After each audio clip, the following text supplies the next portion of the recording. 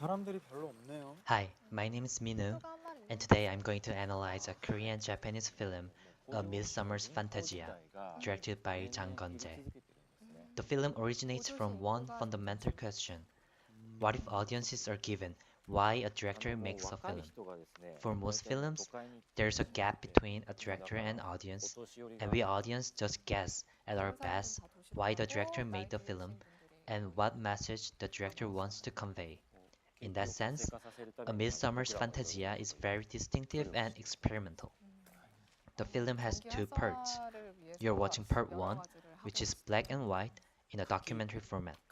The person on the left is a Korean movie director who visits Gojo, Japan, in order to make a film about this quiet suburb. Takara Yosuke on the far right is an officer of the city, and Mi Jung at the center is a translator between them. Walking down the streets and visiting restaurants, cafes, houses in Gojo, the director interviews people and hear about their memories of Gojo. For instance, old people miss the time when the town was clouded with people.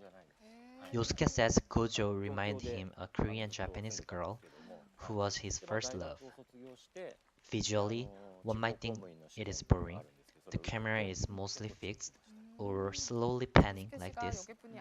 No special editing, no vivid color used. But it is these sterile techniques that properly display this quiet and peaceful city. On the same vein, there's almost no non-diegetic music used in this film. Of course, just walking down the street can be less interesting, so the director gives variations that cleverly utilize surrounding. In this scene, the camera takes this trio walking down a narrow alley from a corner, employing mirror reflection. The transition from black and white to color signifies transition between the parts.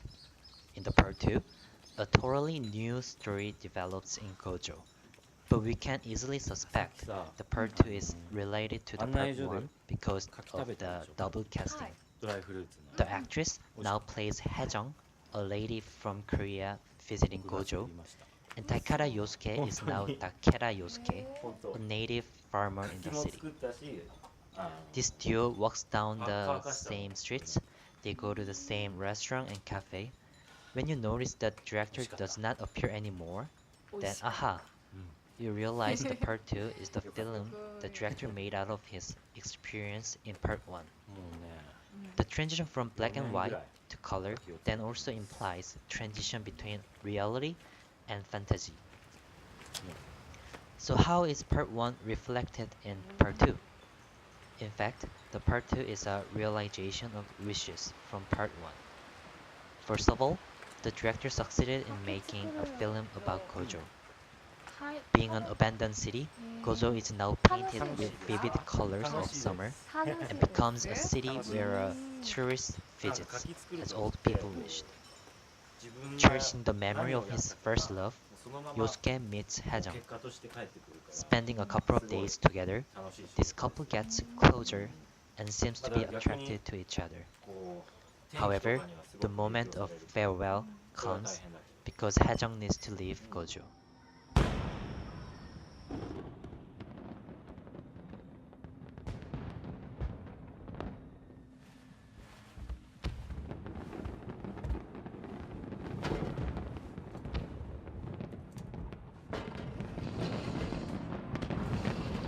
The film ends with both watching the same firework at different places. It is known that people make wishes watching fireworks in Japan. What wishes are Haejung and Yosuke making? Perhaps the firework represents the director's will to make people's wishes by his film.